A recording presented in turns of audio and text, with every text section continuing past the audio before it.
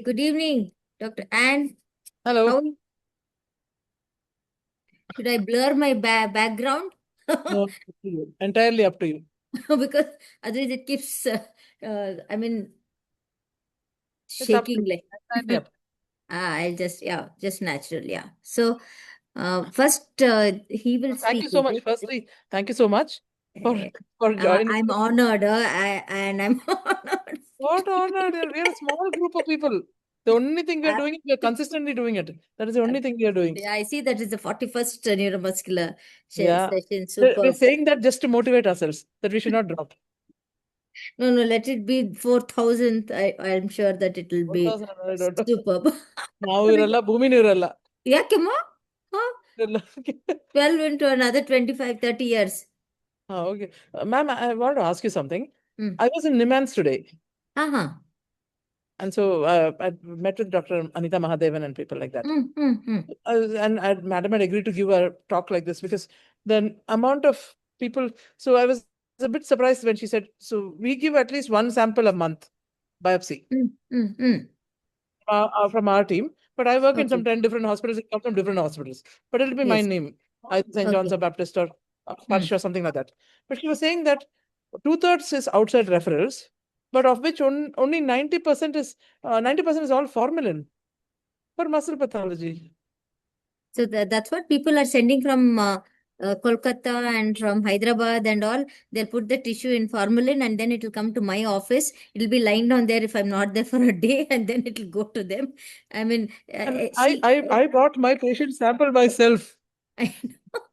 And every time she speaks about fresh tissue and processing it within 20 to 30 minutes for the best results, nobody seems to be following any of that. And many come from general pediatricians or even neurologists. They have no idea as to how to, they can read at least, na, if you don't know what to do.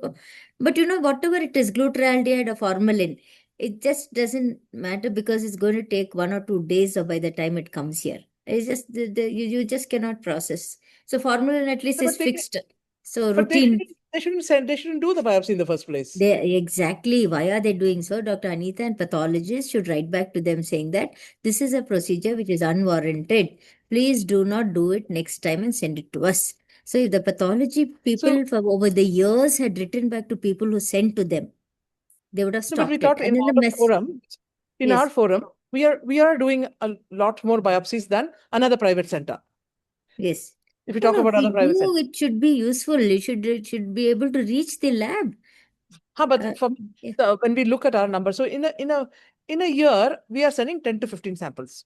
Okay, okay. But in those samples, the indications I can divide it only to two. One is half of it is DMD. Mm-hmm. Negative MLP and When no. Sometimes MLP are negative. Sometimes I've got genetics and it doesn't fit the phenotype. fit the So I'm phenotype. questioning to see is it absolute absence. So I'm specifically asking a question: what is the dystrophin percentage present or not? That's it. So that is half. The other half is this undiagnosed. Sometimes there's not much muscle, but we're looking at respiratory enzymes, Okay, yeah. respiratory chains, and sometimes Mitochondria. we're looking for structure, or sometimes specifically for immunohistochemistry. But if we use this to say unsolved cases, neuropathology, why is it still relevant? Atara ondo haki. Do you think people would join? Yeah, Madam yeah. agreed to do. Yes, yes, And yes. we She thought we'll can. have some of the cases that we have, And yeah, and which she were can tell difficult to what are treat. the fallacies that are happening and what is, how people are sending samples. Actually, it's useless, I'll tell you. What can you do? Some morphology they can see, HNE, nothing more than Would that. somebody from Nimans be able to present maybe a few cases? We have a few cases which we could present, and then Madam speaks, Yes. where biopsy has helped crack. Yes, no, see what we are doing also, and where biopsy we are doing is, so supposing a homozygous mutation variant of unknown significance, like we had for Desmin. Ah, So all three we did biopsy yeah. and Desmin was absent. So Uh-huh. that sort I of didn't know this. cases we are doing now. So But is it possible yeah, for who would be hmm. able to do it from your place? Maybe if you have 3 or 4 cases like that to highlight. So if you do it, because I don't have adult much, so I can do it from a pediatric perspective. Yes. No, we have done like when DMD MLPA, that so-called 3% is negative MLPA and whole exome sequencing also. So there we have done, Uh-huh. of course. And again, like we didn't get any answer with the whole exome sequencing, or homozygous with variant of unknown significance, looking for immunohistochemistry or looking for special stains, or sometimes inflammatory muscle disease mimicking a limb girdle muscular dystrophy for a longer duration.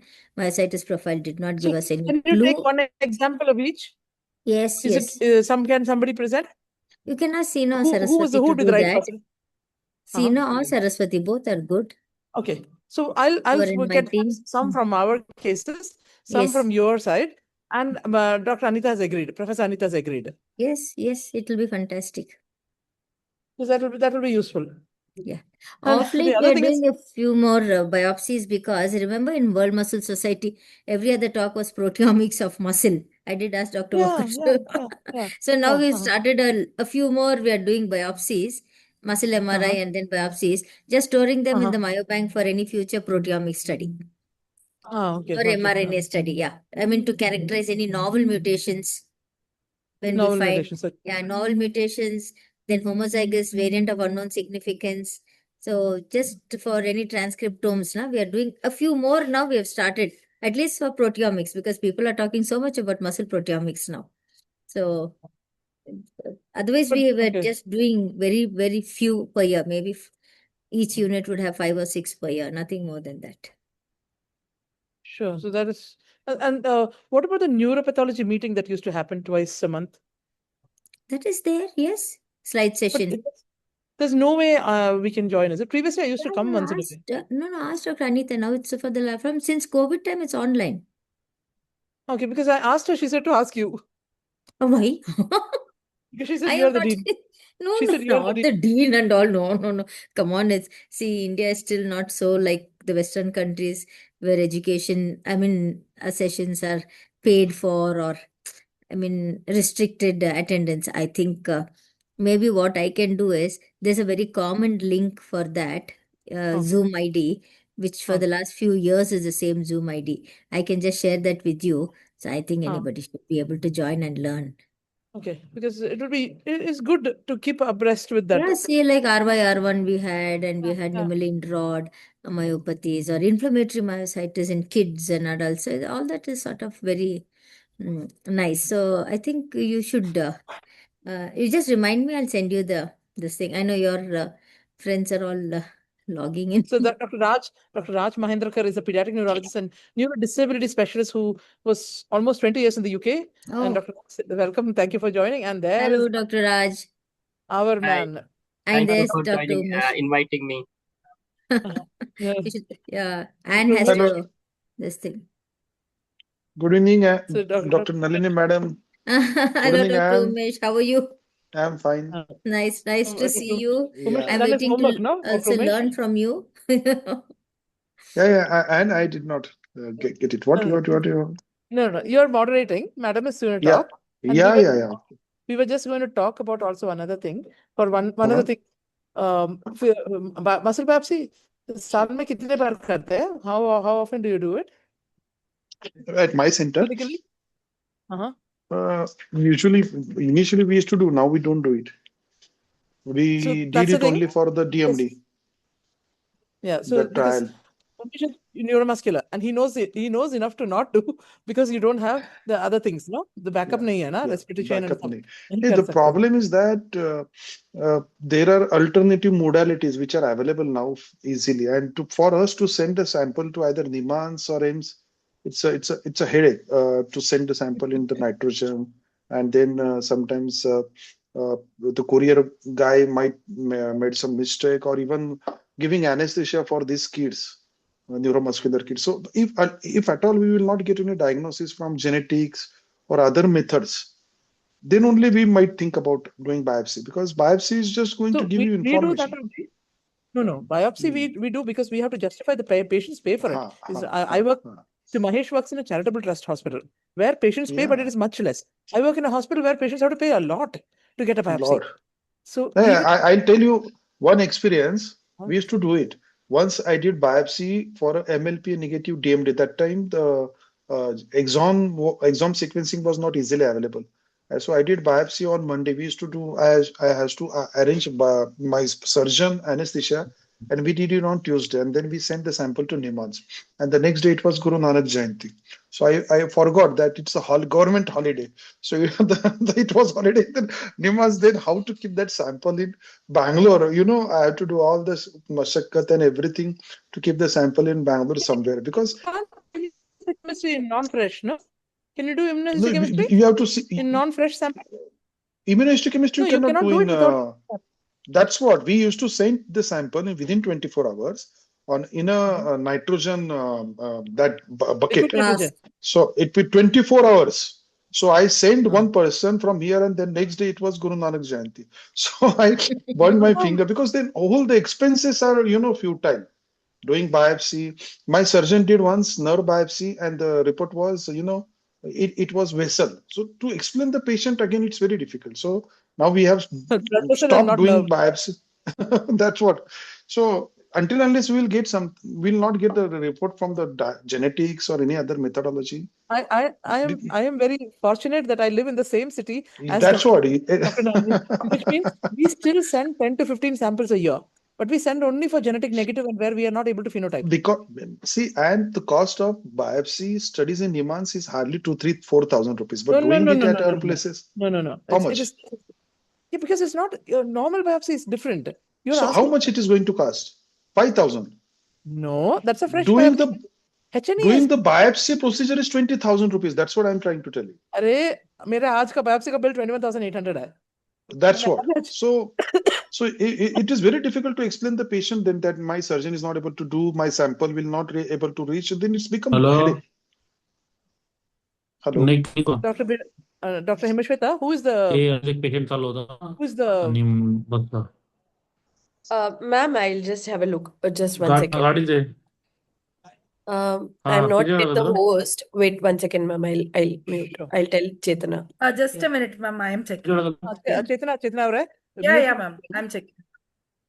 Mute ಮಾಡಬೇಡಿ ಅಮ್ಮ ಅವರನ್ನ. Yes, ma'am.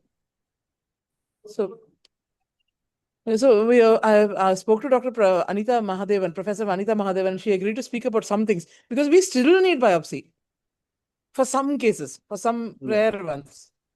So 2 महीने से plan कर रहे हैं, आज हुआ biopsy उस बच्चे का, and the expense is expensive. Agreed, but they were willing to do because 3 deaths in the family. No, I agree with you. In selective cases, we should use it.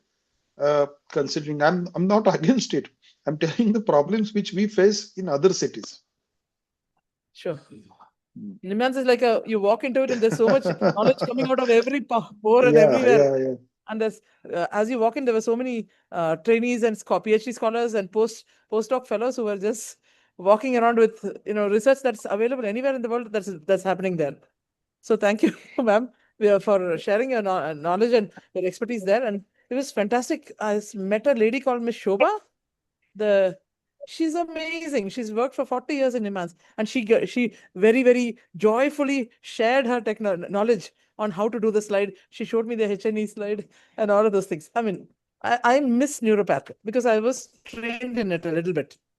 So I really miss it. So that's one thing I miss about UK. So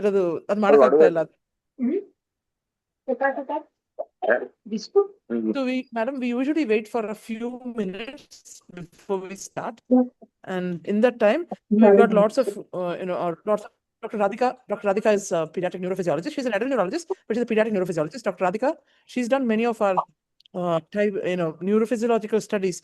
She's particularly good with very small infants and difficult to characterize small children. So welcome all of you.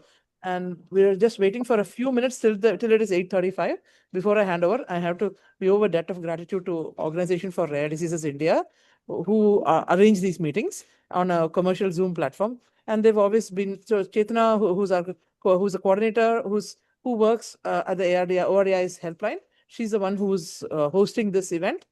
And so a big thank you to Professor Dr. Nalini, who is known to all of you, who is now, I'm told, is now the Dean of Neurosciences, as well as heading Neuromuscular Services at Nimans. And thank you to Dr. Umesh Kalane, who is a pediatric neuromuscular specialist from Pune, who's very active in our forum and from the beginning has been one of the key stakeholders. And this is our 41st monthly meeting, and it's thanks to people like him. and a lot of you, including Dr. Radhika, who are regular with this. So thank you, Ordia, and on to you, Dr. Nalini and Dr. Umesh. So Dr. Umesh, I'm leaving the field to you and I'm getting out. Yeah, thanks, Sam. So, good evening, everyone. Uh, I'm just going to introduce Nalini Madam, and then I'm going to listen to her. It's a great opportunity for all of us to learn from her, as already mentioned by Anne. So I'm not spending much time on that. Madam Nalini Madam is is a known neuromuscular specialist. She has keen interest in neuromuscular cases, and she's now Dean of Neurosciences in NIMANS. So over to you, Madam. We want to learn many new things about congenital myasthenia from you. Thank you, Anne, and thank you, Ordia, for giving me this opportunity, and thank you, Umesh, for your nice intro. And let me share my screen. It's just a personal experience that I'm going to share today, and I hope it gives some lessons.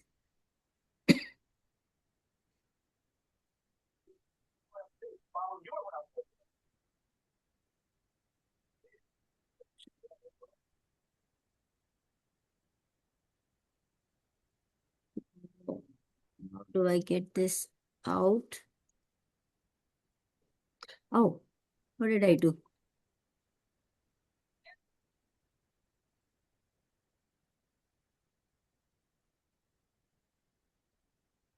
So can you all see the screen? Yes, Yes. ma'am, your screen is visible. Okay, fantastic. Thank you. Thank you so much once again for giving me this opportunity. And this is really a very personal experience. So I just put the title as Congenital Myasthenic Syndromes Recognition and Management in Children. So of course, we see a lot of adult cases as well as pediatric cases and infants. We have a big team at NIMHANS, and of course, my right, left hands are Dr. Seena, Saraswati, Deepak, and all of my PhD students I thank, and Dr. Gautam, a geneticist. Here's Dr. Anita, who's a neuropathologist, and my postdoctoral fellows have really kept our research going forward. And without them, it's just not possible for me to do single-handedly. So there are no disclosures on this, and permission is granted by patients for unmasking of the face. So it's a very interesting topic, actually, which we had missed several decades ago, and maybe in the last maybe 10 or 15 years, once we started having this whole exome sequencing, that we really could manage to make a diagnosis. And the first breakthrough came when I met Professor Andrew Engel at one of the ICNMD meetings about 15 years ago. And then he just asked me, can you send some samples of CMS? And after seeing my poster on sarcoglycan and dysferlin at Naples. And then I said, of course, sir, I had some samples for diagnostics. So a few samples I sent across. And that was the first breakthrough that we could identify. Though clinically we thought of congenital myasthenia, we never used the word syndrome. We said congenital myasthenia, Graves sometimes congenital myasthenia. And we knew we were dealing with something genetically mediated because we were there was infants or young children with onset at birth or early infancy. So, but we had no way to confirm these cases because we did not have NGS. So we knew nothing about genetics those days. We just put them on pyridostigmine. And of course, maybe we did some wrong things by giving pyridostigmine for other slow channel syndromes as well. So basically, neuromuscular junction is a chemical synapse. I'm sure that all of you all in the audience know about it. And different molecules and proteins are present at the neuromuscular junction. And some of the key proteins are there at the neuromuscular junction. This is just a schematic diagram, and I'm not going to go into the detail. So some of the key proteins are like MuSK. I just thought this slide may be important, which is a receptor tyrosine kinase necessary for acetylcholine receptor clustering and during NMJ function formation and maintenance. So we know that these are very crucial proteins. And DOX7 is an adapter protein critical for the activation of MuSK and the formation of an organized postsynaptic apparatus. Agrin, I know that for a few of the audience, a few of the students, these terms may be very new and it may sound very bombastic, but it's so important that we are missing these cases, we have missed them, and we may continue to miss them and potentially treatable. Agrin is a protein expressed at the neuromuscular junction by nerve terminals, muscle fibers, and the central somatic motor nucleus, and essential for the increase in acetylcholine receptor in muscle fibers. And these proteins play a crucial role in the development, maintenance, and repair of the neuromuscular junction and ensuring proper synaptic function and muscle contraction, and identifying the specific gene mutation which is affecting the protein expression is so important so that there can be targeted treatment as well as strategies in the future. So based on these neuromuscular junction proteins, the molecular structural components, these are grouped into various groups as seen in the schematic diagram. It's presynaptic and postsynaptic. The postsynaptic is the most commonest form of CMS that we have encountered and also in the literature. Then we have the protein glycosylation defects, which are CMS and glycosylation defect combination.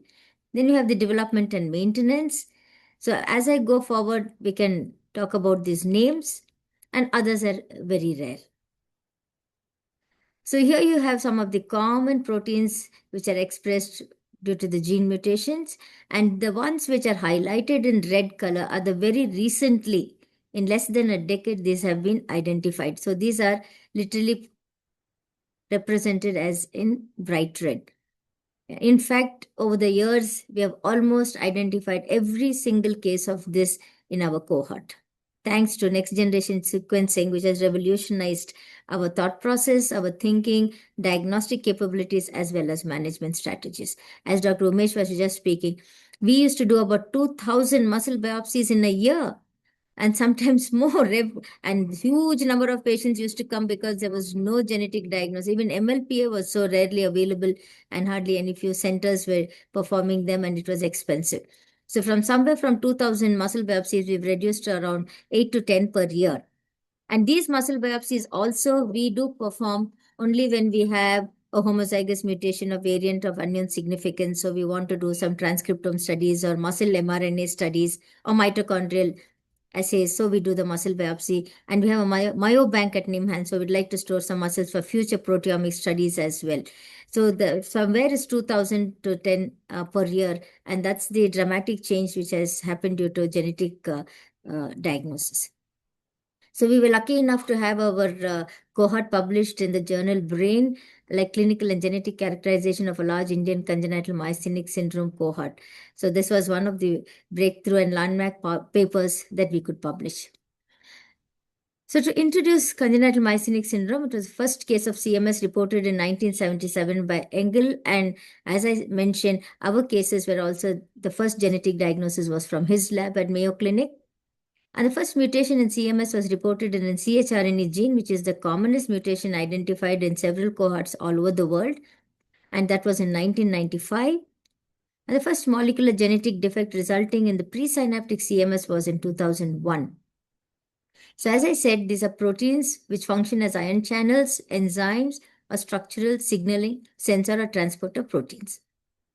The most common genes are CHAT, COLQ, Rapsin, ChRNA, DOC7, and GFPT1. As I said, once again, so these terms may be new for some people and it may be familiar for some who are dealing with congenital myasthenic syndromes. Basically, it is most of the time a pure neuromuscular junction disorder, but certain of the forms can have cognitive disability, dysmorphism, neuropathy, or epilepsy. These are rare but very important to identify because the neuromuscular junction component can be successfully treated in these patients, and that may be the major manifestation. Low or high frequency RNS shows abnormal decrement or increment depending on the pre or post synaptic defect. And single fiber EMG, of course, I don't do it.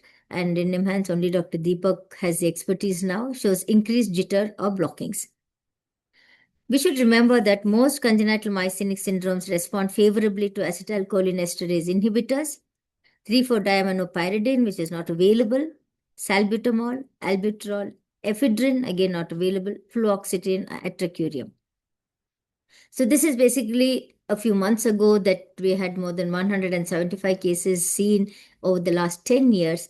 And the commonest is the postsynaptic, that is ChRNA or the epsilon subunit, which we almost have more than 60 cases now.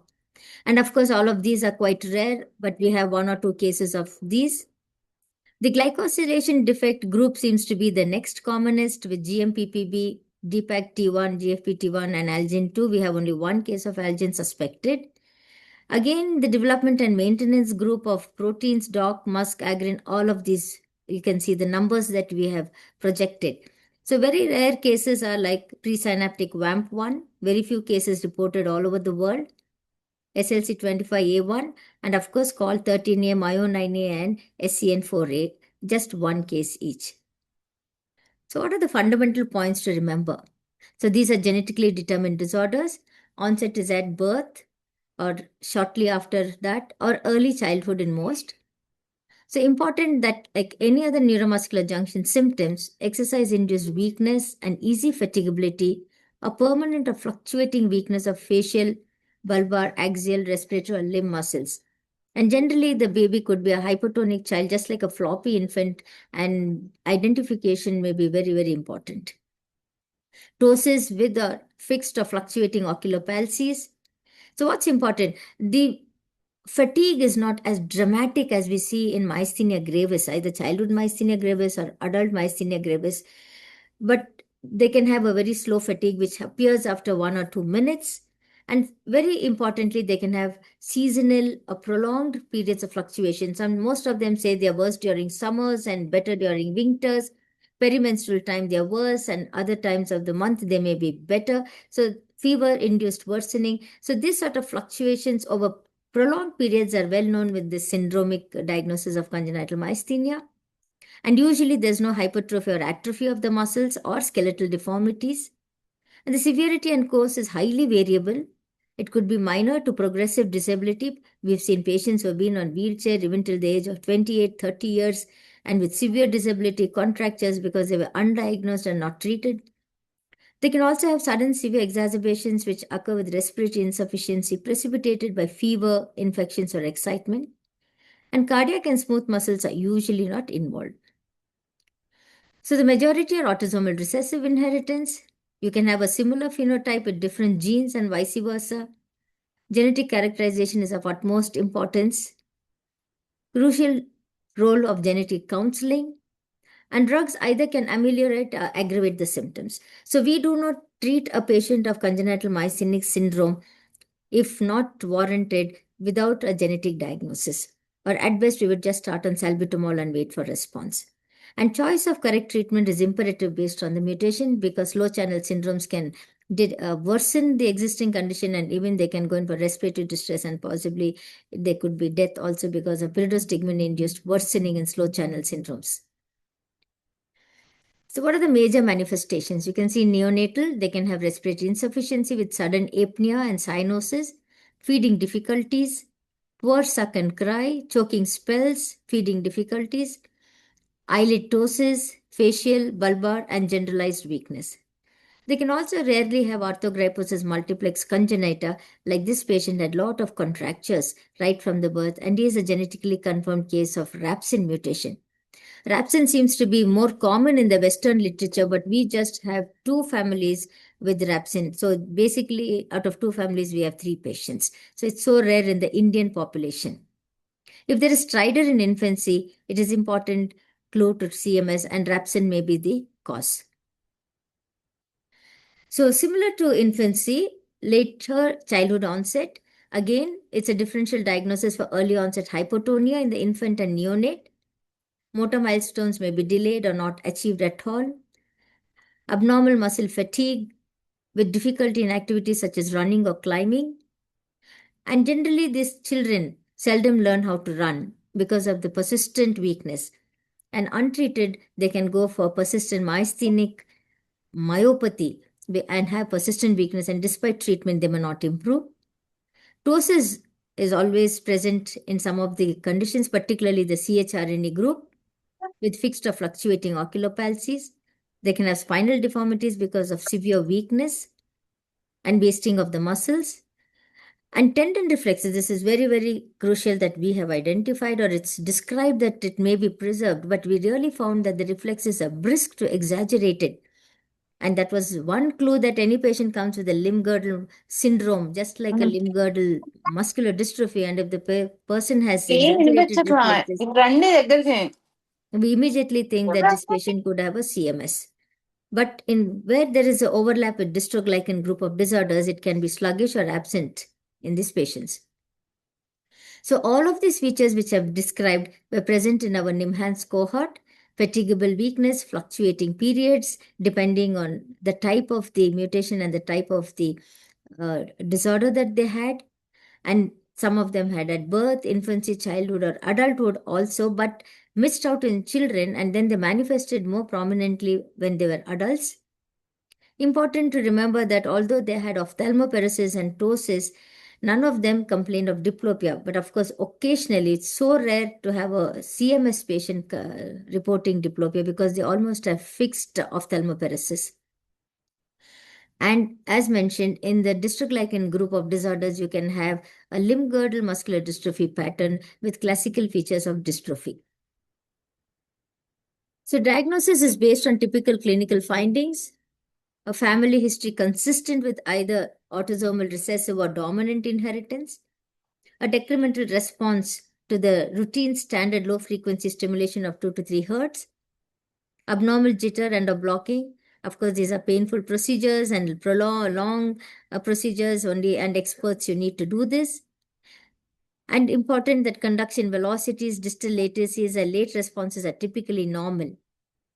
An absence of anti-acetylcholine receptor and anti-musk antibodies, but I will show you a few cases where this is not true, and possibly there's a genetically mediated antibody response also. And we had patients who had positive antibodies and they were on immunomodulation, but then the history since birth and fixed doses and fixed ophthalmoparesis, we did genetic studies and when got the positive results. So not to be misled just because a person has positive antibody test that they have acquired myasthenia. And identifying the mutation is for the final diagnosis and management. So I'm going to go group by group, whichever as per presynaptic and postsynaptic. So as I already mentioned, we have seen only VAMP1, MYO9A, and SLC25A1, that is one siblings. So you can see this child with dropped head syndrome, severe ptosis. She had ophthalmoparesis, and from birth she went on for a peg feeding, and she was on a rice tube feeding.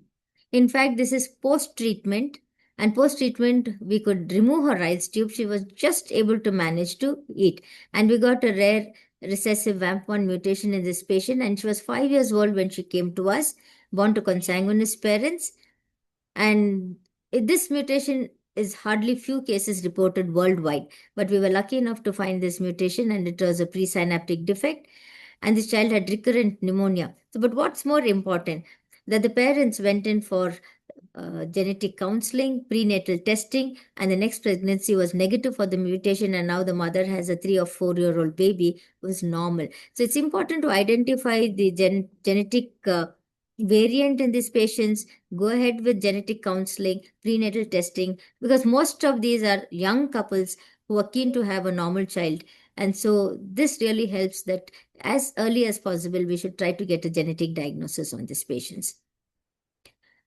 And this was another child actually I had seen 16 years ago, and we thought it was fiber type disproportion. You can see a hypotonic child who came, and she had a lot of feeding difficulty. Mother was doing continuous oral suction of the saliva, and this baby was in ICU for about 20 days.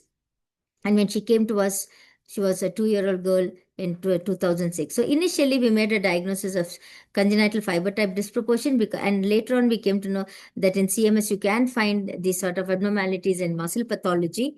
So we left the baby with that, and we had no way. We said, there's nothing much that we can do. You can see the hypermobility of the joint, high arched palate. And then somehow we contacted this patient, and now she's 16 years old. We got the blood sample and we did a genetic testing, and she also had a VAMP1 mutation, but she continues to be on the wheelchair. But now the patient is on predostigmine and salbutamol, and the parents say that the child is just able to lift her hands better and is able to feed her by herself. So that little improvement has made some difference, but she remains on the wheelchair.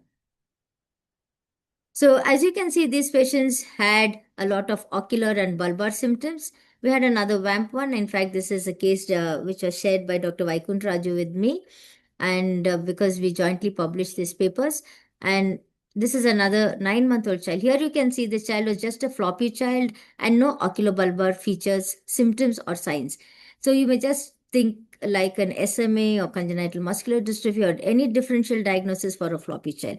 But getting the mutation identified is so important that these children are treated well, and they almost gain milestones like any other normal child. So another presynaptic defect, of course, I'm going to pepper my talk with some of the adult patients, but if you see, all of these patients had very early childhood onset disorders. You can see their siblings with ptosis, squint, disconjugate eye movements with mild facial weakness. The skin changes, we don't know what they were, and minimal hypermobility of the interphalangeal joints. They had both had severe mental retardation and seizures in childhood. So, if one could have identified, they also had this ptosis and ophthalmoparesis. But of course, now they're 26 years and 24 years. We wouldn't have had genetics when they were kids. So this was again a very interesting family that we found, this SLC25A1. So this is congenital myasthenic syndrome with epilepsy, with mental retardation, with childhood onset, but also fatigable weakness that these patients, and they responded very well to pyridostigmine and salbutamol as far as the neuromuscular junction defect goes. So you can see the nice decremental response that this patient had in the deltoid, almost 23%, and in orbicularis oculi also. So if one can manage to do electrophysiology, if you can do an incremental response in presynaptic patients, of course, now straight away, all that we do is see the patient and we're sending for genetics depending on the phenotype, whether to do MLP or whether to do whole exome sequencing with or without mitochondrial whole genome sequencing. So life has become more easier for us. But if we can demonstrate a presynaptic defect similar to Lambert-Eaton myasthenic syndrome, it is classical of a presynaptic defect. So this is the commonest group that we have identified, that is CHRNE. We have more than 60 cases now, as you can see. It could be acetylcholine receptor deficiency, or it could be a kinetic defect. So here, these children, many of them came to us with, you can see, very symmetrical ptosis, almost frozen eyeballs, this boy. And you can see these are two siblings, and many of them were mislabeled as congenital myopathy or mitochondrial disorder. But we have to really suspect these patients to have congenital myasthenic syndromes and get a mutation studies. And you can see that compound heterozygous mutations were identified and homozygous variant was identified. And these two are siblings. The girl was not symptomatic, but she also had a bit of a ptosis. And you can see a nice decrement of almost 42% in the nasalis in one of these patients.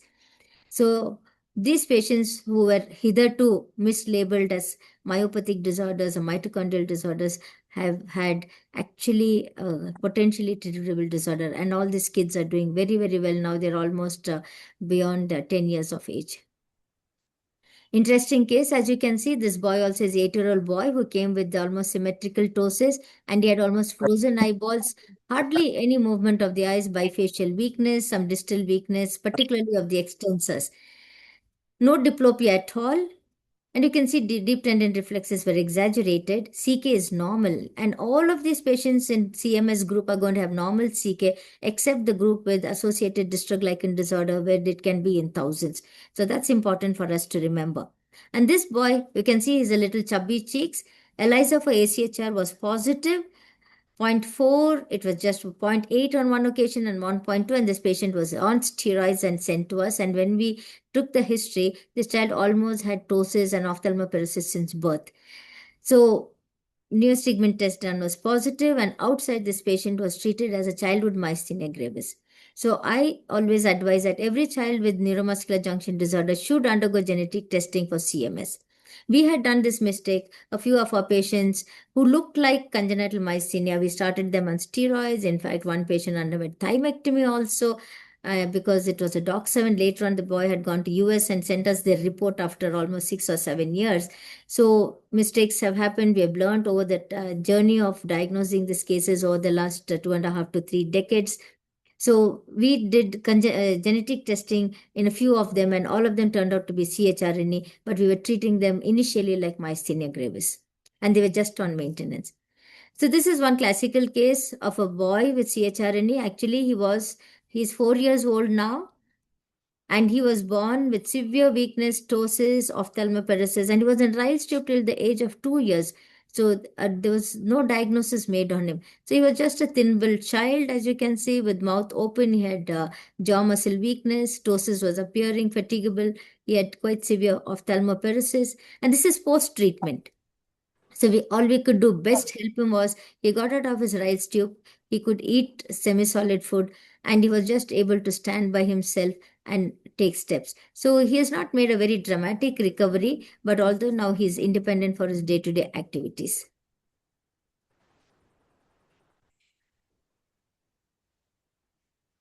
So this is another girl that I always show for her reflexes. So you can see when you see these patients, the muscles appear very normal.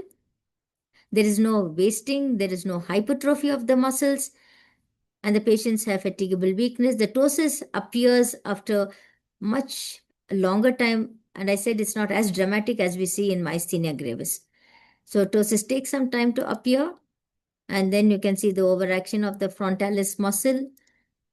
So let me go a little more faster. What I usually demonstrate is you can see the reflexes. You can see any of the congenital myasthenic syndromes. This is the way the reflexes would be. I'm just trying to very small tap and the reflexes is exaggerated. So when I see a limb girdle syndrome with preserved reflexes or exaggerated reflexes, I immediately try to make a diagnosis of congenital myasthenic syndrome, and on most occasions we may be correct.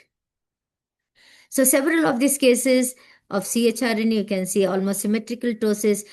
Immediately one would think of a mitochondrial disorder, but making a diagnosis CMS versus mitochondrial makes a world of a difference for the patient. And they can have some hypermobility of the joints, as this boy has. And he came to us when he was 12 years old, but the onset of the disease was almost at the age of 2 years. Frequent falls, proximal muscle weakness, and he had some bulbar weakness also. As you can see, EMS was grossly restricted. He had no diplopia. I keep repeating this, and despite all these ocular manifestations, these patients do not complain of diplopia. And deep tendon reflexes were brisk, CK was normal, and very good or excellent response to pyridostigmine. Later on, I will tell the dosages.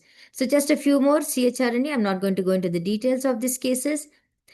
This man, I should say, had onset almost in early childhood. As you can see, 5 years of age itself, he had fluctuating limb weakness. But by the time he came to us, he was 30 years and the diagnosis was not done. In fact, somebody had made a diagnosis of myotonic dystrophy in him because of his little elongated myopathic faces, some frontal baldness, when the genetics showed a very nice mutation in the CHRNA gene, and his CK was normal, and he has excellent response to pyridostigmine. Interesting patients.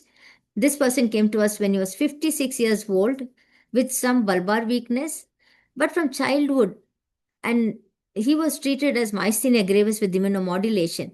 But careful history was so important. I should say my PhD boys, Dr. Preetish and Dr. Kiran, would take such fantastic history from these patients. And the history was that he had ptosis from childhood, but he was not bothered about it. And it was not causing him any neurological symptoms. So we also did a biopsy, as you can see, because we thought it might have been a mitochondrial disorder. And then we sent a whole exome sequencing. In the meantime, he was from West Bengal. And we got a CHRND mutation, which is very, very rare. And we have identified this homozygous mutation. And he's now responded very well to pyridostigmine and salbutamol. So identifying these cases even at the age of 56 years, despite the onset and manifestations being there in childhood and missed for so many years, still it is very rewarding to treat these patients. This is one of our very latest patients.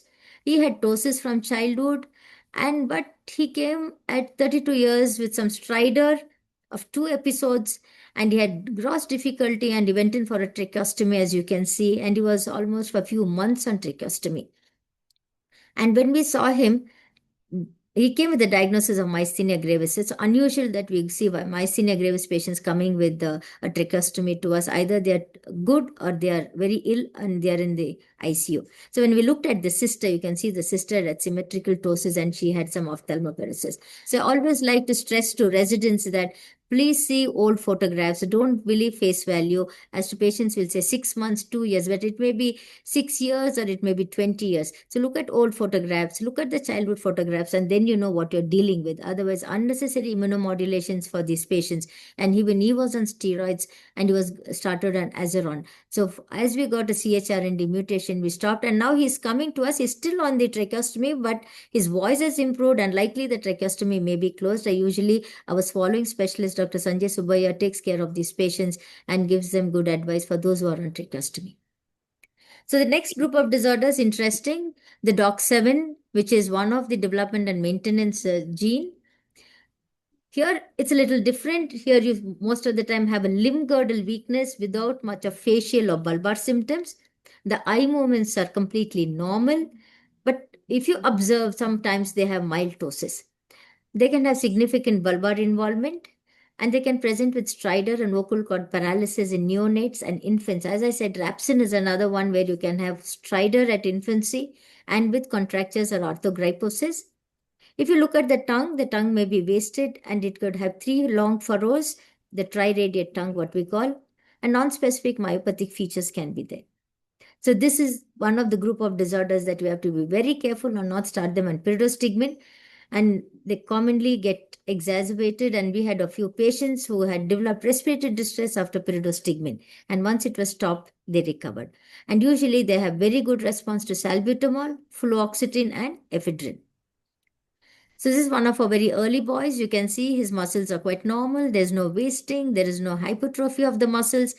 Unfortunately, his cousin had Duchenne muscular dystrophy and he was confirmed. So he was having a diagnosis of suspected DMD, but he had severe fatigue. And this is post-treatment. In fact, he came on a wheelchair to us and now he's around 18 years and he's going to the college. So he had predominantly limb girdle weakness. There's some disturbance. So he had a typical Gowers sign. You can see that the CK was normal. He also had a muscle biopsy from outside to look for dystrophin deficiency, but it just showed some myopathic features and there was no deficiency on the IHC. And he had some worsening with pyridostigmine, particularly he had difficulty in swallowing. And now we made a diagnosis of DOX7 with a homozygous mutation here. And he's on fluoxetine, he's on 20 milligrams per day, and salbutamol 4 milligrams per day. And as I would say, is excellent response. And this is actually his post-treatment. So just because his cousin had Duchenne muscular dystrophy, it's not, imperative that this boy would also have Duchenne muscular dystrophy. So we have to think elsewhere. So just this is a post-treatment. He came on literally on a wheelchair to us. You can see DOX7, though limb girdle weakness, he's developing some ptosis. The patient is not aware of it. But you can see the eye movements are completely normal. So I just show that the ocular ductions are normal, unlike the CHRNE where they have almost complete ophthalmoplegia most of the time. And he has no facial weakness and is walking well. This is post-treatment. And he's able to sit down and get up. As I said, he's on a combination of fluoxetine and salbutamol. Very, very rewarding. We had patients who never walked in their life and who started walking after the genetic diagnosis and treatment. And this boy is now completed his college also. So MuSK, as I said, one of the very important neuromuscular junction proteins. It can present at birth or early life with ptosis and respiratory distress. As I said, the picture is going to be similar. It just depends whether it's going to start in infancy or at birth or in childhood or in adulthood. So most of the time, oculobulbar symptoms and limb girdle muscle weakness. Again here, pyridostigmine is ineffective or it can worsen the disease. 3,4-DAP, I don't speak much because we don't have it. But salbutamol, it results in excellent improvement. You can see this 24-year-old man. Of course, for the pediatricians, it may be a little different here. This patient left his job and came from Dubai saying that he was extremely weak. You can see again here, I'm trying to show that his ocular movements are completely normal. He had a very peculiar tongue when he protruded.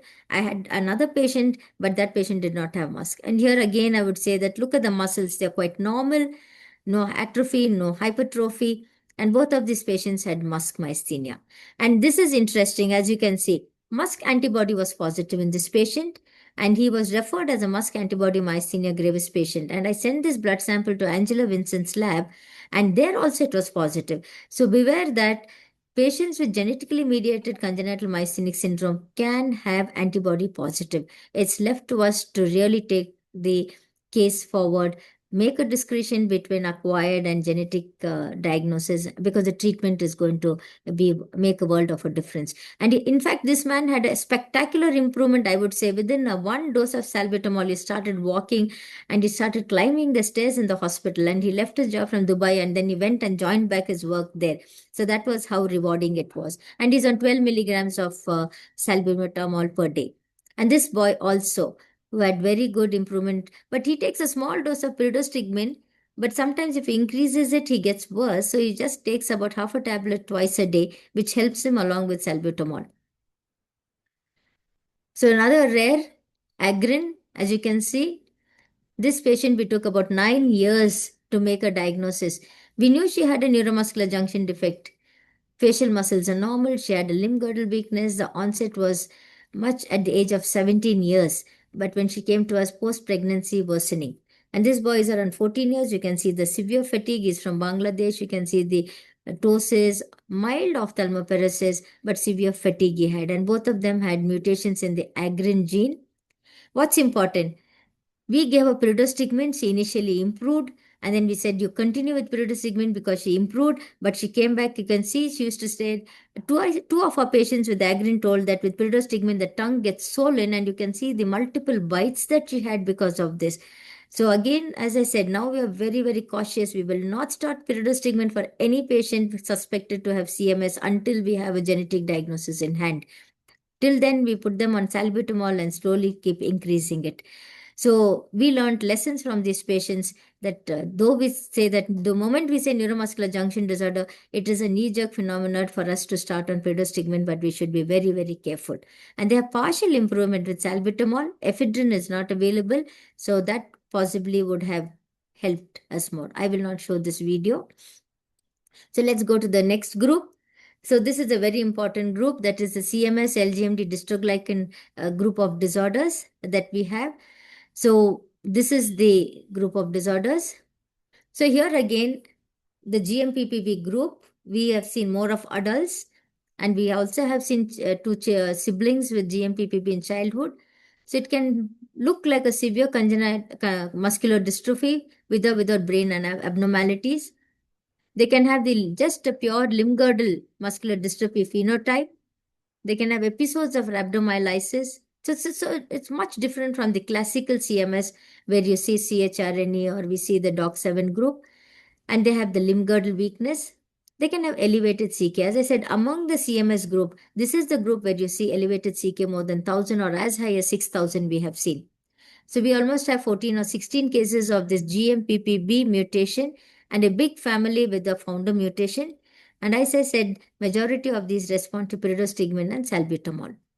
So I have several adult patients, but I'm not showing them here. So this was the two siblings who came with the GMPPB mutation. You can see they had big calf muscles, they had optic atrophy. She had a dilated cardiomyopathy. You can see the big calves. So both of them, when we saw, we thought it's a sarcoglycanopathy. And when we had with high CK also, CK was 5,000 and 4,000. So our basic diagnosis with some cardiac involvement, but of course, ocular we saw later on, we thought of sarcoglycan.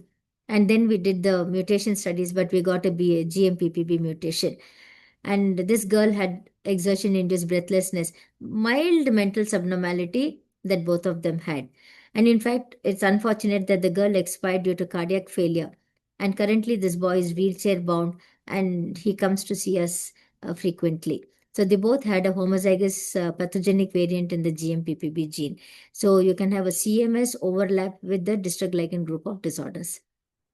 So when we did biopsies in these patients with the GMPPB, we found that they had classical dystrophic features, as you can see here with infiltration, variation in the fiber size, and they almost mimic a limb girdle muscular dystrophy. Important again to have a genetic diagnosis in these patients.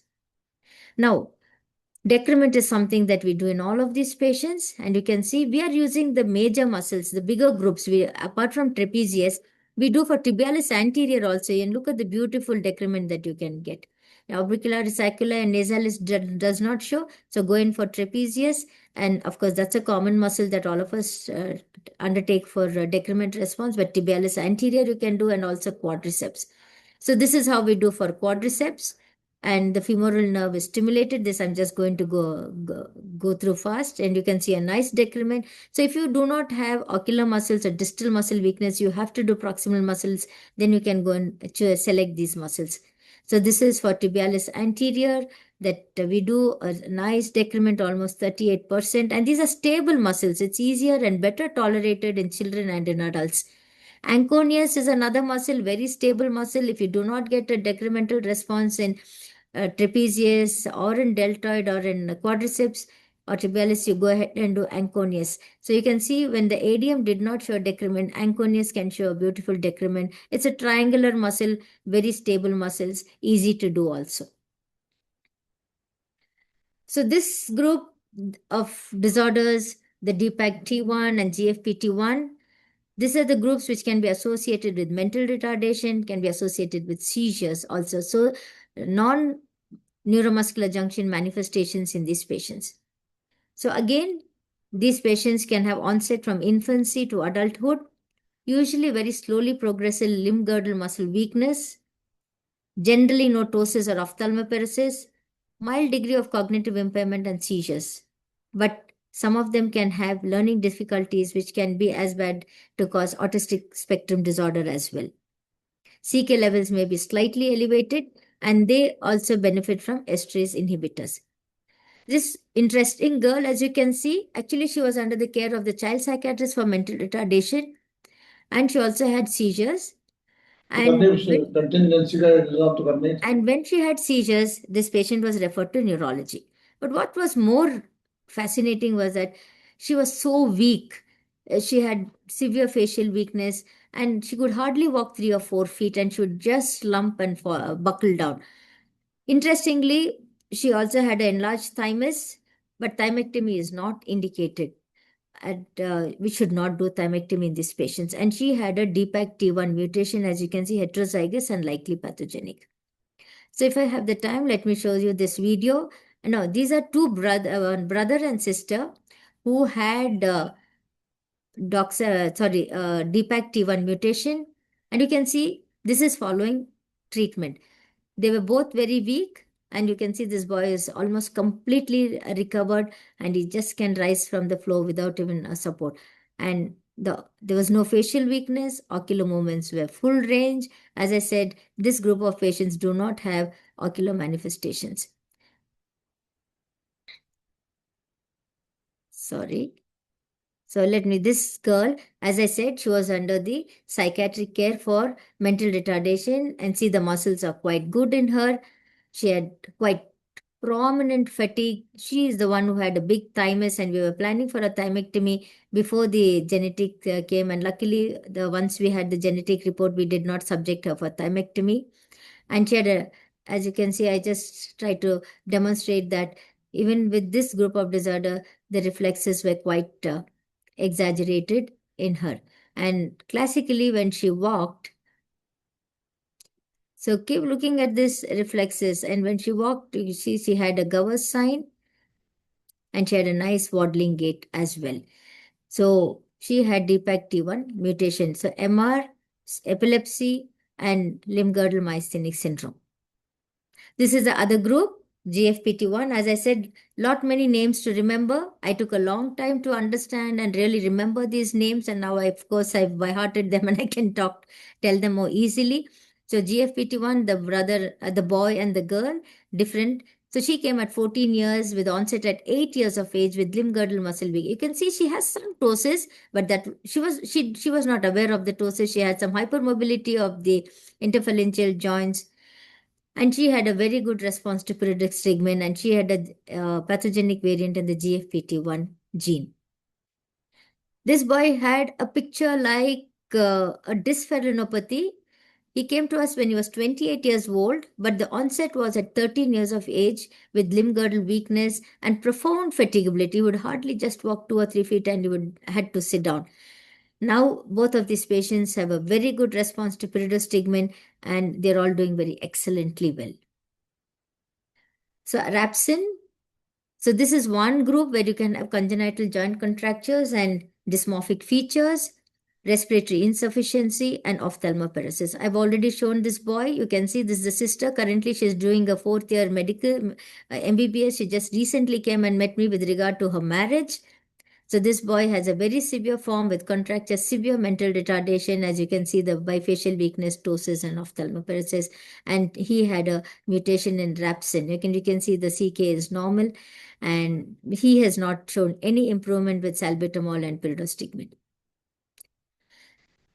So this is one of the most important for all of us to see and remember.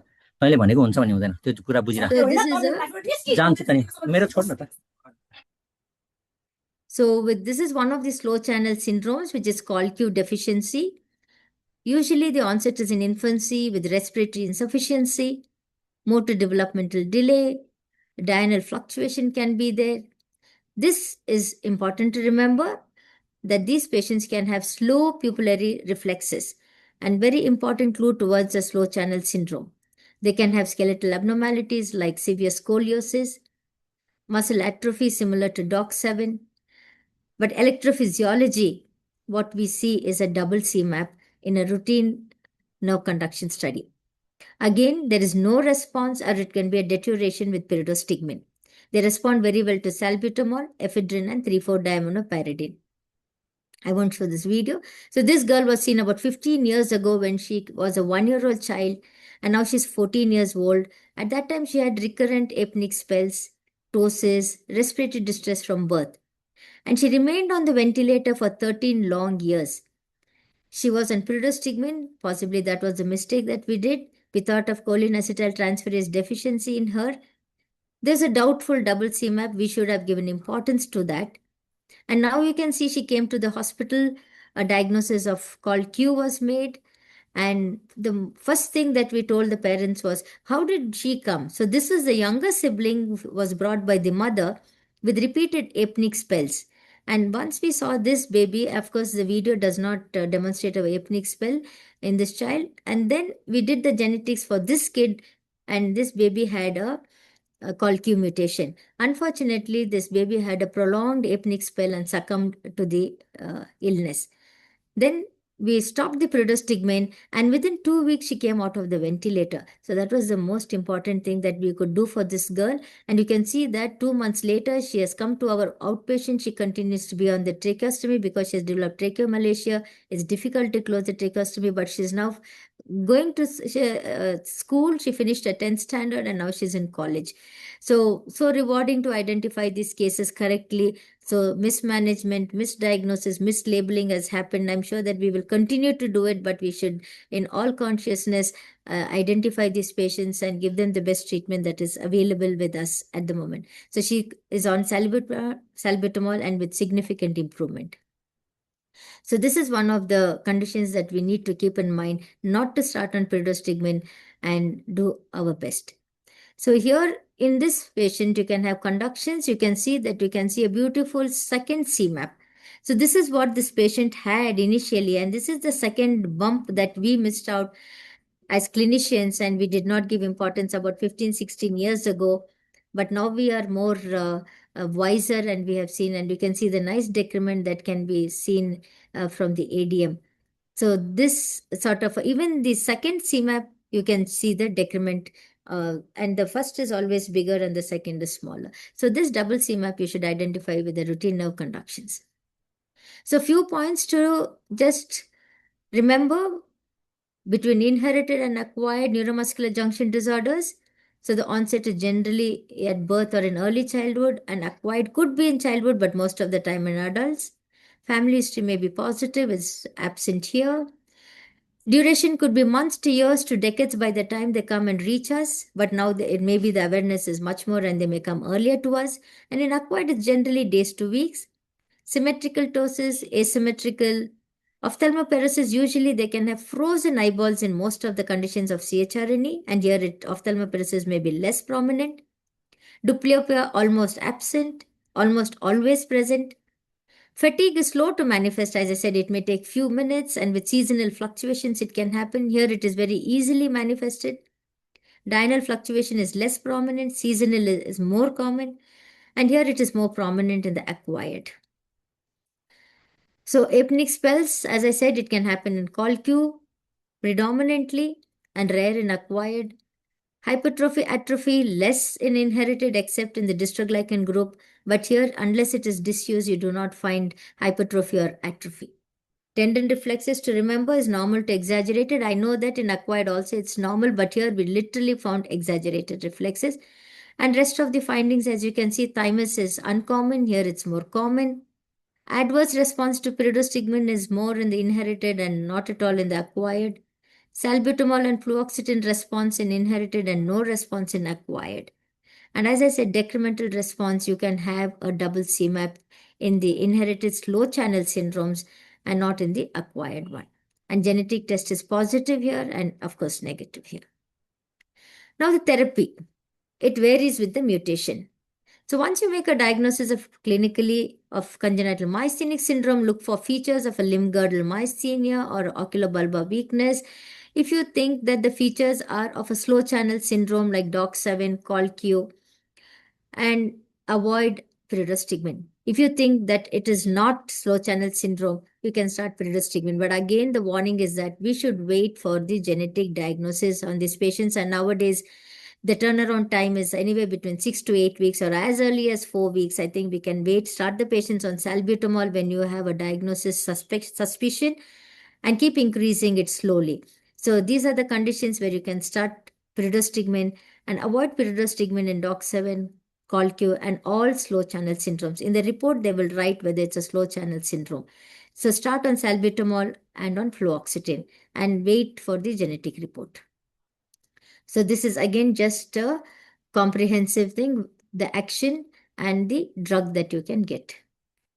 So the dosage of pyridostigmine is 4 to 6 milligrams per kg per day in 4 or 6 divided doses and as high as 7 to 9 milligrams per kg we can start. And severe or life-threatening weaknesses, you can go for a higher doses.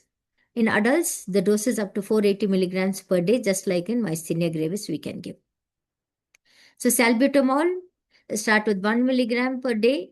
And this is very important. This takes months to a year to see the clinical effects. So judge the efficacy after a number of months. So I always say that the patient also have some endurance and the treating consultant also should have some patience because the effect is not going to be immediate. It takes few weeks, few months, and we really have to counsel the patient to wait for the response. So we can reach up to 16 milligram as per the international standards, but we have a few patients who are on 24 milligrams, and one of my patients who's an adult is on 32 milligrams of salbutamol, very well tolerated. He has DOX7 mutation and is doing very well. Ephedrine, I don't touch upon because it's not available. So many ask me, what is the action of salbutamol? As you can see, it improves muscle function due to beta-2 adrenergic effects. The beta-2 receptors act through the G protein second messenger pathway. They induce an increase in intracellular cyclic AMP. Subsequently, they activate protein kinase A and they potentially inhibit proteolytic pathways. So why it takes such a long time? They say that the neuromuscular junction is almost dead or it is just sleeping, deep slumber. So it takes some time for it to get regulated again for the response with the acetylcholine. So these are the other rarer mechanisms of action. So fluoxetine per kg body weight is not mentioned unless somebody can tell me in this audience. We start with around 20 milligrams. We increase it, but of course we need to warn them about the potential side effects of fluoxetine. Always give it only in the morning and again increase over months. Up to 120 milligrams we go in the adults. Our maximum dose that we have given for our patients is 80 milligrams. Many of times it's 40 or 60 milligrams for the slow channel syndromes, and patients are doing very well and very well tolerated also. But you have to keep in mind that there may be an increased risk of suicide, so we need to counsel them. Quinidine, we don't use, so I'm not going to tell. So this is for pediatric diaminopyridine. I don't know if any of the audience or the pediatric neurologists can tell me whether this is available and they've used it on their patients. I would like to learn from them, but we have not used it because it's not available. So some of the phenotypes, and these are the classical pictures, and I think I won't spend time on this. So let me conclude that congenital myasthenic syndromes are potentially treatable disorders, usually mislabeled, and I said it could be diagnosed as congenital myopathy, mitochondrial disorders. Of course, all this happened because for want of genetic testing, which was not available a few years ago, and now it's become affordable and sometimes it's economical for most of our patients. It needs high degree of clinical suspicion. We need to be like a CID looking for old photographs, looking for illnesses which lasted for many, many years. The patient has forgotten about it and they've learned to live with the disease. And do not miss the dystroglycan group, which mimics limb-girdle muscular dystrophy, and do an RNS wherever these patients seem to have some fatigue. And always, sometimes we just say it is an overuse syndrome because your muscles are weak, but it may be truly fatigue of the muscles. Conduct RNS in weak muscles. As I said, proximal muscles, including anconeus. Perform genetic testing in all suspected cases. Treat cautiously and patiently. Salbutamol takes weeks to months, so we have some endurance. And avoid pyridostigmine till genetic confirmation because it can be dangerous and it can precipitate respiratory problems. And this is the treatment response that we generally see. CHRNE is the commonest one, so we very safely treat them with salbutamol. But even then, even in CHRNE, you can have slow channel syndrome, so it's better to wait and then start pyridostigmine once you have the genetic report. So with that, I once again thank Dr. Anne, ORDI, Dr. Umesh for giving me this opportunity to share our experience at NIMHANS on the congenital myasthenic syndrome, not to miss out, identify, very, very rewarding. As I said, patients never walked in their life, and one dose of pyridostigmine, they started walking, climbing stairs, jumping, cycling, and I mean, it's just phenomenal response. And even if we see one in a lifetime, I think it's worthy of diagnosing and treating these patients. So with that, and thank you for your attention and thanks once again. So I'll stop sharing my screen, Dr. Anne. Umesh? Yes, madam. We can take questions. Thank you so much. Let me, before opening the session for the question and answers, excellent talk, madam. Your experience, so much of learning from you, and the fantastic presentations. Although we see pediatric congenital myasthenia, we don't see much adult patients. So it is always a good learning experience from you. So if any questions, until now in the chat box, I cannot see any questions. So I can start with the discussion. And are you there? Please. Yeah. Yes, please. Yes. Yeah. You want to add before any question answers, or I really liked the last slide. That's like fantastic slide. Saying seasonal variation, diurnal variation, which goes where. And it also says that there's always a selection bias, no, from the kind of patients you see.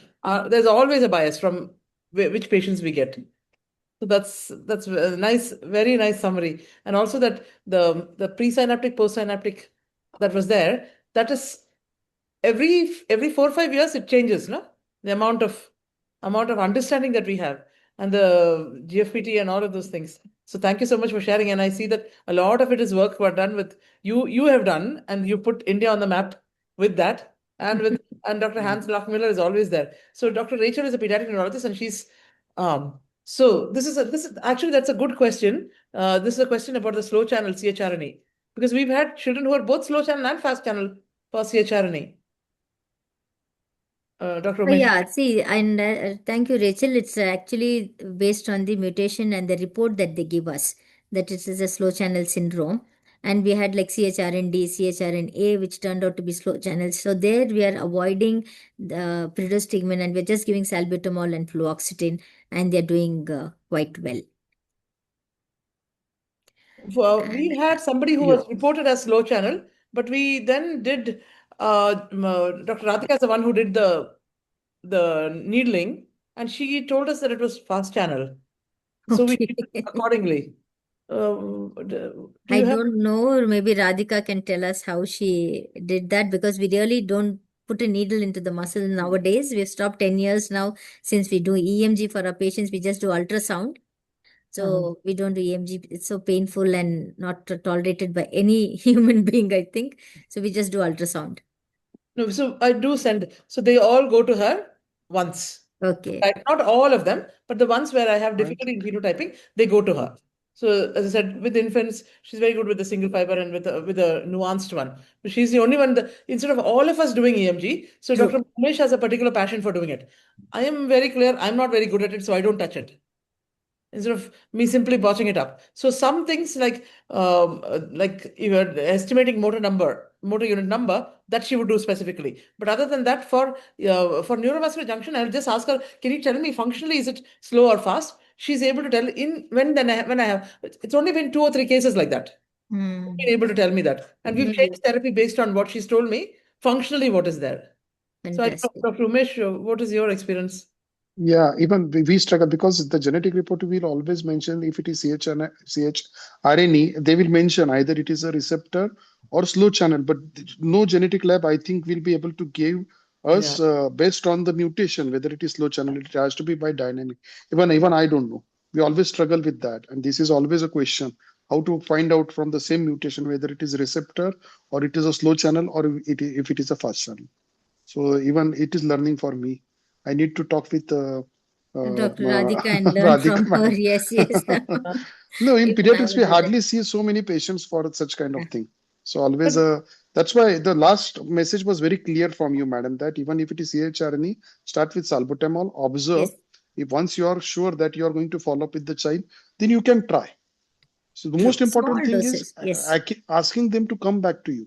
You have to ensure that they should follow. So start with salbutamol, they respond, and then go for Distinon or pyridostigmine. Pyridostigmine. Yes. Yeah. Fantastic, madam. Shall I add that VAMP fantastic case series, fantastic presentations, and the most important thing about your presentation was even though we commit mistakes, you have showed us how we go wrong. Sometimes it takes courage to show mistakes, and then how you have learned from the experiences, and it is always a learning for us. For that, even Colq case, Oh, yes. particularly, yeah, it's a fantastic case, and it's common mistake. Have you seen, madam, CHRNG No, mutations? no, Because we have no. seen one child with multiple Mm. pterygium syndrome, minimal ophthalmoplegia. They don't have much, and that's why it starts in utero, fetal CHRNG. G for This God. Okay. gamma is there only in fetal life. So Fetal that's why gamma, yes. the child was presented with multiple pterygium syndrome. Okay, because they So say it is fetal loss will be there, yeah, so they don't. They're not. I mean, born alive. it's a So rare, possibly, yeah, rare. gamma Yeah, it's can a happen rarely. Very nice. Somebody had asked me a question about antibodies and yeah, do we manage? yeah, No, yeah, we yeah. do not give immunomodulation because it's a genetically mediated antibody response, and that those are again learning cases for us where the Musk was positive and ACHR was positive, and we do not give them immunomodulation. It is only management like a genetically mediated CMS. Because somebody had asked me that question: do we give them Yeah. immunomodulation? There is one question, madam. Can pyridostigmine worsening actually help in practice to suspect CMS versus autoimmune or acquired? I think in kids and investigate further. Very daring question. I think it's Okay. better you answer it. No, I would not take the risk of doing that. I rather, uh, if you, I mean, I think it's sometimes this overlap is there. Sometimes patient will say 5 years, 10 years history, then you see some ptosis in the old photographs, and then your ACHR is strongly positive.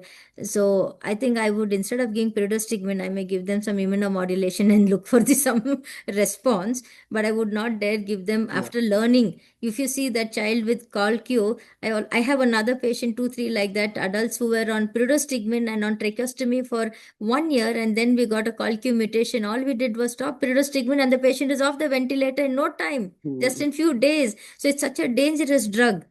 And who Yeah. wants to be on the ventilator just because of pyridostigmine or not because of illness? So much of iatrogenic damage that we're doing for the patients. So I wouldn't dare give and have a patient having respiratory distress and or a prolonged apneic spell and lose the patient. So if their illness is bothering them, we wouldn't add more iatrogenic problem to the patient. I think now with genetics available all over the country and it's quite, I mean, easily found, I think we should be able to make a diagnosis as soon as possible and do. So Yes, ma'am. prevalence of CMS, sorry, I'm not sure. Like, of course, as the awareness increases, I think I'm sure in this huge population and with particularly Southern India with consanguinity, we should be seeing more cases. Today, somebody sent me a message from Jalandhar or somewhere, ma'am, I have a case of CMS infant with the slow channel mutation, how to treat, So they keep sending me messages, and with whatever knowledge we have learned over the years, I just share it with them, and then they have more confidence in treating patients with CMS. It's not that they can't, but they just want to know because they all know that pyridostigmine can worsen and it could be dangerous. We had a patient who literally had midnight respiratory distress on 3 or 4 days consecutively after pyridostigmine was started elsewhere. So I just told them first, stop the pyridostigmine till you get. And she had the CHRNA mutation, which was a slow channel mutation. And she came from Mumbai. So I think it makes a difference for the family and for the patient. And it's very rewarding apart from all our congenital muscular dystrophies and limb girdle muscular dystrophies, and to identify these cases. And of course, we were also quite surprised how we saw so many cases in 10 years. Almost we have crossed 200 cases now. So that means we've missed many of them in the Missing, we were past. missing. Missed many of them in the past. Yes, yes. Unfortunately, we don't know whether they're surviving or whether we've lost them, unfortunately. But I think we have learned from our mistakes, and it's nice, as you said, to share our mistakes and so that others learn from our mistakes. Madam, in your cohort, the CHRNE mutations, it's quite a big number. We see them, the ptosis response. The ophthalmoplegia is very difficult to get treated. So in long term, what happens to that? You must be having so many. Yeah, we have long term. We have patients who are on 10 years now, Yeah, but that's what. ophthalmoparesis remains. It never completely recovers. So we should not chase it. We should see. We should not chase it because we will cause more side effects. And Yeah, they've learned to live with that ophthalmia. In fact, they don't even know they have frozen eyeballs. yes, yes. But very interestingly, these patients do not have head thrust like in your other oculomotor apraxia patients. They don't have head Yeah, thrust. yeah, They've they just don't have learned, any yeah, thoughts. we don't find that sudden head turning. So I used to watch total frozen eyeballs. Why they do not have head thrust? But that was not there. And these COLQ mutations, and sometimes they do have a lot of spinal problems like scoliosis. We do have one child. Yes. So surgery, it's always, because of these apneas, sleep problems, obstructive sleep apneas, and then giving anesthesia. So have you operated any myasthenia case for this spinal or any skeletal deformities? What is your experience on that? No, Dr. Umesh, absolutely none. Actually, spinal surgery itself at NIMHANS we don't do. We don't have an orthopedic surgeon. But Okay. I heard that 1 or 2 patients were, like in Sakra Hospital, there are good spine surgeons and they have done. But I'm not sure for CMS, but they've done more for congenital myopathy patients with the RYR1 with prominent scoliosis. And they said that it's a good response, but we have not subjected because our neuro rehabilitation specialists don't really agree for scoliosis surgery. One question is there, madam, that somebody has written that mostly this congenital myasthenia, they present with normal or exaggerated reflexes with hypotonia and not hypotonia with hyporeflexia. So she is asking whether they will always present with brisk reflexes or normal reflexes instead of hyporeflexia. Oh, yes, that is something that we found. As I said, even in limb girdle, I showed you the girl with the DPAC T1 with the limb girdle myasthenia with mental retardation epilepsy. She had exaggerated reflexes. Hypotone, they don't have hypotonia as such. They have normal tone only with exaggerated reflex because they're most of the time ambulant. They're not bedridden. But we really don't know why this exaggerated reflexes. But that's one real universal finding that we had. Yes.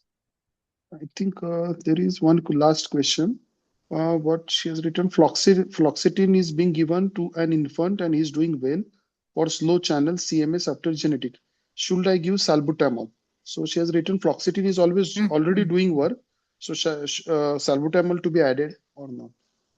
Doctor, if you think that the child requires further improvement, you can add because fluoxetine might cause side effects and small baby. So always a cocktail is sometimes preferred. So you can add small doses of salbutamol along with fluoxetine. That's what we do. I usually add both fluoxetine and salbutamol so that they do not have side effects like dyspepsia with salbutamol or suicidal risk with fluoxetine or insomnia. So to avoid those things, it's always sometimes to give a combination. I think most of the questions is taken. We don't know why ephedrine is not available. It's such a cheaper drug, and sometimes it might be a very good alternative for this quinidine. I don't know. In my MBBS time for childhood asthma, ephedrine 30 milligrams was available so easily. We used to just prescribe and give. Now it's become a drug of addiction. So even injections also are not available. No, We nothing tried is from not available. Dubai and West Bengal, Bangladesh. No way. I think UK, it is a scheduled drug. This Dr. Jacqueline Palace, they do See, it's addictive, so it is not available. Yeah. Dr. Sunil Gajre has told. Yes, Rita. Nice, Dr. Sunil. So you're on the thing. I don't think we don't do Sanger sequencing in parents unless we are looking for genetic counseling and prenatal testing.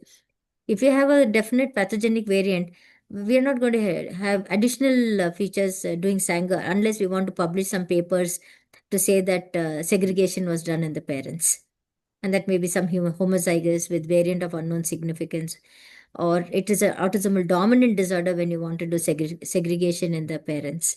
Otherwise, we are not really doing it, doctor. Somebody had asked me a question. I think the questions are over. Everyone Yeah. has written wonderful presentation, madam. Very good. So, Anne, over to you. Just one last question. I mean, it's not a question so much. I'm hoping that ORDI can help us sort this out. The sourcing of medication. That's something that they can do. Okay. If it's Yes. available in other countries, it's just something that we have to put. So 3,4-DIP available where? Not readily available. Not We do really. have some patients. We have patients who get it. Named patient basis, they get it imported. So these are things that we tell the ORDI. So there is somebody sitting there to do that. Okay. They have a physician, but the physician is a general physician who takes up all these things. So what we could do is we give a prescription with the dose and give it to the family and say go fight. But the same thing for ephedrine as well. Technically, this should be available. If enough of us ask, it is possible, no? You have the largest number, madam. You are the lead for I that. will ask ORDI to help us with both ephedrine and with 3,4-DAP. We should And the take rest of us will benefit. There's Of so course. many of us there. I'll do that. I- and also one thing, madam, we do have, like you have already mentioned, that since last 10 years we are getting so many CMS cases. I think we might be having a large cohort, like VAMP cases. You are having 3 cases. Recently we have one family, so we are Wow. also having 3 VAMP cases. So something like that we could collaborate together. We can collaborate together, and this rare kind of myasthenia, so that and Yes. these are treatable. They True, respond true. very well. Yes. So we should start doing that. And Maybe you should have a forum where somebody has a yeah, rare TMS and they present, and we all learn from them. And we can have a India global, I yeah, mean, sorry, specific India specific group of study. patients, and all of Yes, us yes, can do that. I'm most willing. I can just share my cases with pictures and with the genetic definitely, ma'am. report. As Yeah, long as somebody can learn from it, I'm just open to all of these things. Yeah. definitely, Nothing to ma'am. lose, only to gain. Yes, Yeah. yes. So that's nice, and thanks, And Anne. And Anne should close the session. yeah, please Nice close the meeting you, session. Dr. Umesh. Yes, so much of learning from you, madam. Oh, thank you We- so much. I wanted to learn from you. The next time we Arey, talk, I'm going to learn from you. Yeah. definitely, madam. And shall I close the forum? Please. I think Please. And thank you. Thank you so much to both of you. Huh?